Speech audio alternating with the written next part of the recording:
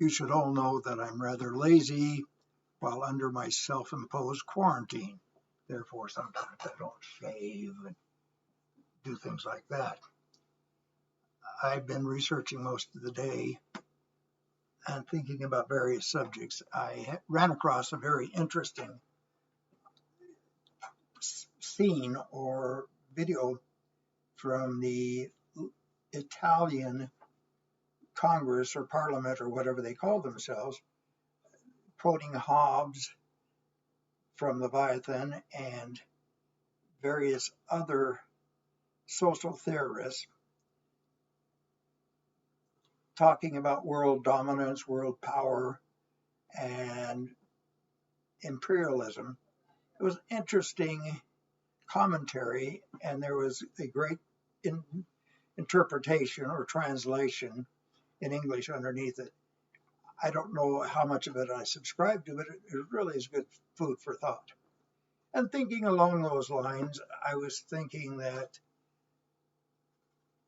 something seems amiss here with the politicians and the so-called epidemic of coronavirus.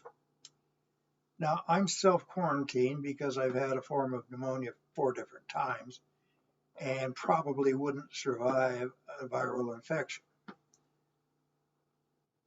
But I also know that it's deteriorative and detrimental to our society and our social well-being. So we've got to be very cautious of the extent in which we do that. There's another thing that concerns me, and that is the, I would think the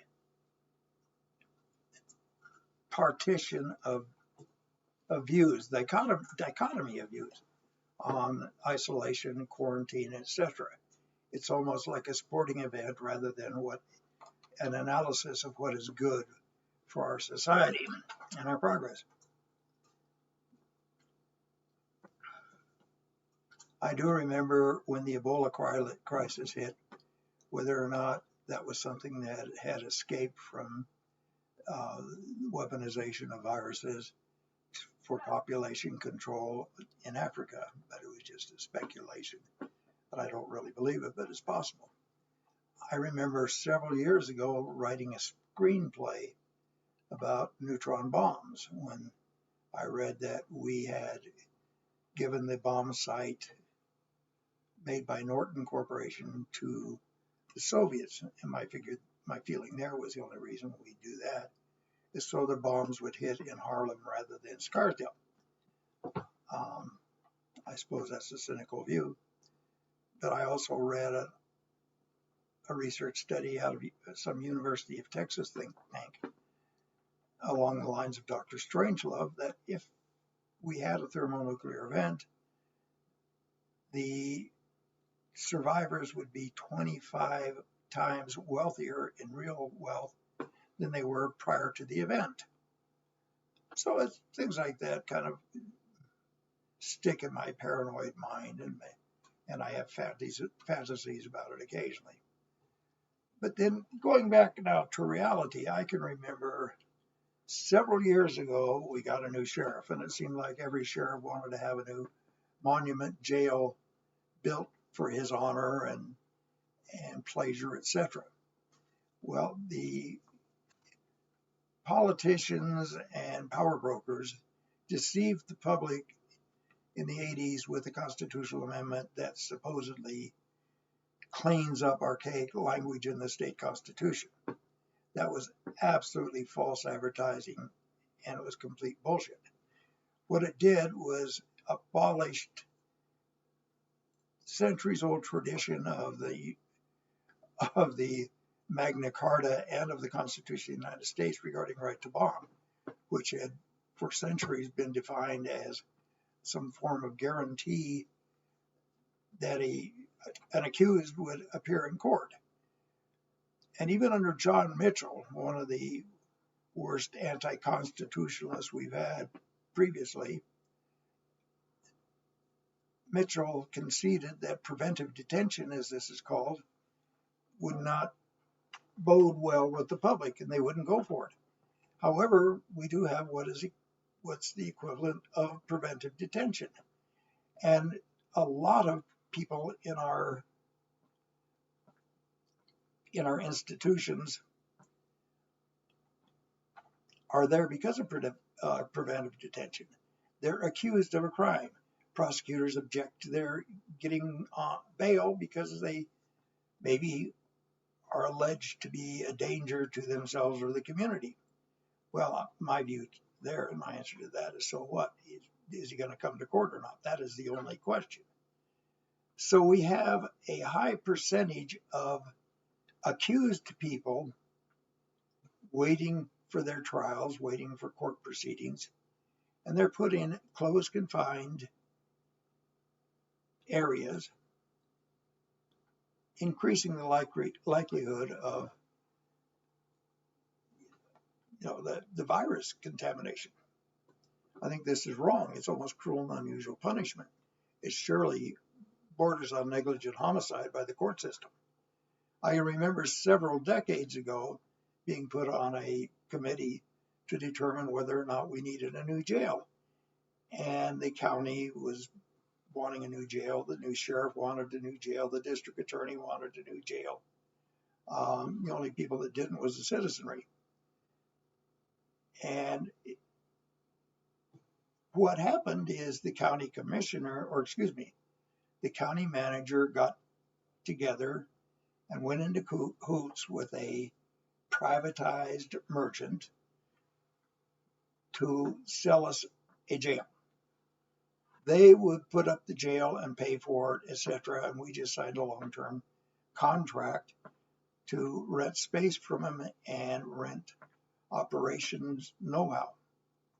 Well, this is really good for profits, but it misses the point of having trained people taking care of prisoners, and is especially offensive to those who have just been accused of crime and are supposed to be presumed innocent.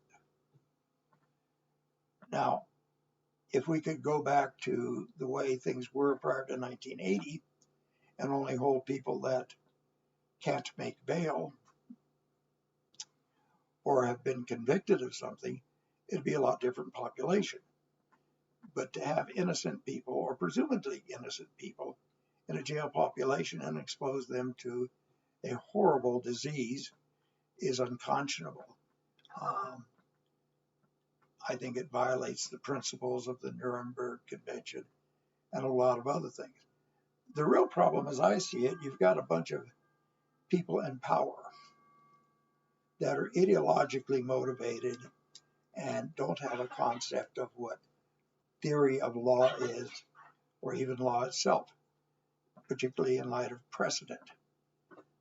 They go along with the party line and rubber stamp what the legislature does.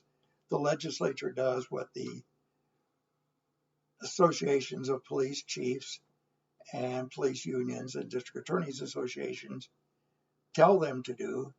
And as a result, we got a rigged system, and nobody seems to really examine it very much, nor does anybody seem to care. What I will say definitely is there's nobody that I know of in the judiciary has enough balls to point this out. It's like what we used to do on the ranch in the springtime. We castrated all the bulls, turned them into steers for various reasons, because it kept them peaceful and easier control.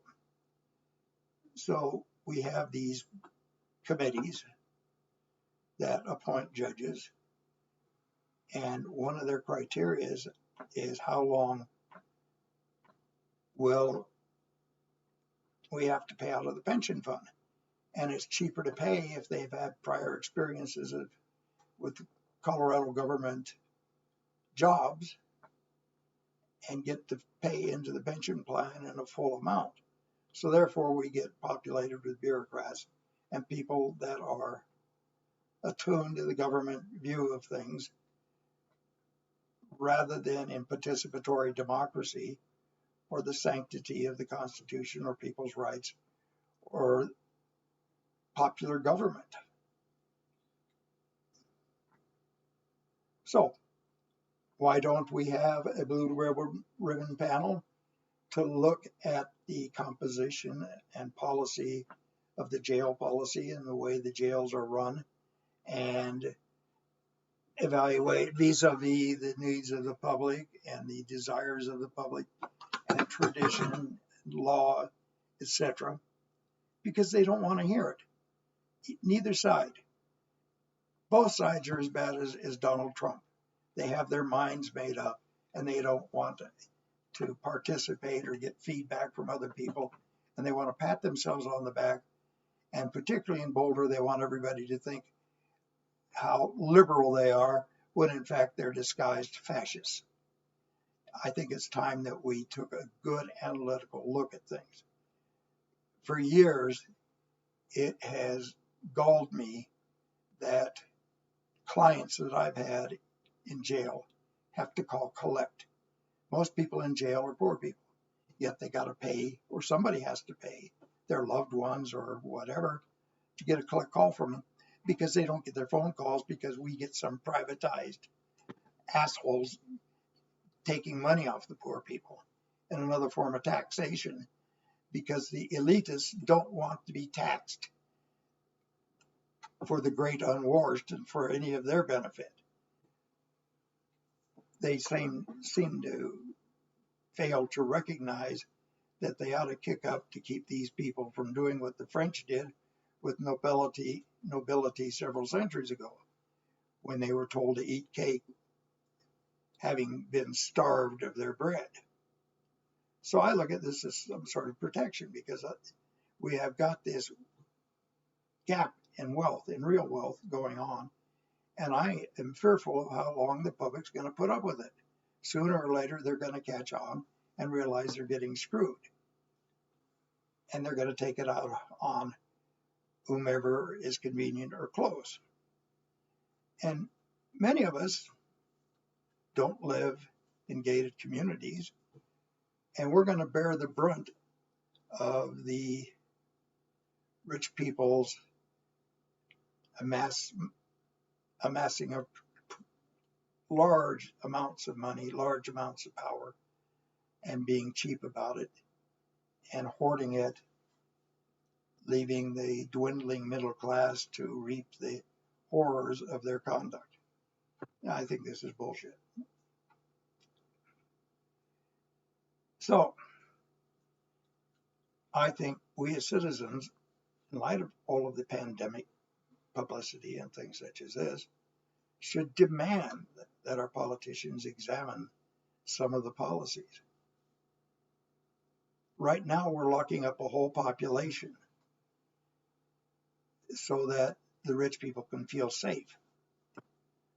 But I think back in the days when I was a barber, I stood on my feet at least 8 hours a day cutting hair, coming in close contact with people. And that's what I had to do to make a living. And even though I got an extra little sum for being a union official, it still wasn't enough to where I couldn't work. I had to go to work every day, and I had to use the money to pay rent, buy groceries, etc. I couldn't have the luxury of staying at home looking at a computer screen, things like that I have now. And it seems to me that nobody's out there showing any empathy whatsoever for these people. We have loans coming from the government to bail out General Motors type people, United Airlines, and things like that. Pity the poor corporations and pity the poor shareholders. The shareholders don't have to stand behind a barber chair. They don't have to stand on an assembly line. They don't have to wait tables to make a living. However, all of the people affected by any raise or slump of the price of the stock market or the price of the stocks don't have to go out and labor. They essentially get dividends and clip coupons. And it might affect their incomes, but they've also got assets they could sell to get by. Many people don't. So what does it matter? Screw them? I think that's what the attitude is. So our government and our administration says, let's feel sorry for these rich assholes that might have to make $1 million or $2 million less off of dividends and give them a bailout. Well, here's a few facts to think about. First off, companies that are publicly traded can always issue more stock. It might dilute the stockholders, but it's a way of raising money. They have assets that they can auction off. There's other ways they can merge. They can spin off things. They can trim back labor. What can your barbers do? What can your bartenders do? What can your assembly line workers do? They don't have assets. They don't have property to speak of. About the only thing they may own is their horse and car. And what are they going to do with that? They can borrow money, but how are they going to pay it back with no future? Aside from which, who's going to loan it to them? So what we're dealing with is a bunch of public relations bullshit by the ruling elite, placating the populace that we're being taken care of and conning us, and they sit behind their gated gates and security guards laughing at how stupid we are as they piss downward with a trickle-down theory of power. I say this, we also look at executive compensation, for instance, and not view it as compensation, but we should look at whether or not, we should view it as how many politicians do we want this executive to buy? Do we want them to buy 5 congressmen, 10 congressmen, 20 congressmen, 5 senators, 10 senators, whatever. We've got to start the redistribution of power upward. We have to start looking out for the people. We've got to quit pandering to the corporations. We've got to quit giving sweetheart contracts to people that build prison for profit and other things. We've got to look at the judiciary. They should not be prostituted for corporate profits. They shouldn't give guaranteed contracts for prison population. And it's time the public realize that we have to pay for services. And if we don't pay for services, we're going to get screwed. And we can see a good example of that right now with our government. All of the people in there are temporary, all the administrators, that is. And the civil service has been gutted, and there's nothing we can do about it. And we got a large scale of the population, or large percentage of the population, cheering this shit on. I don't know about the rest of you, but I'm pretty pissed off. That's all for today. I'll do something again probably tomorrow. Take care. Bye.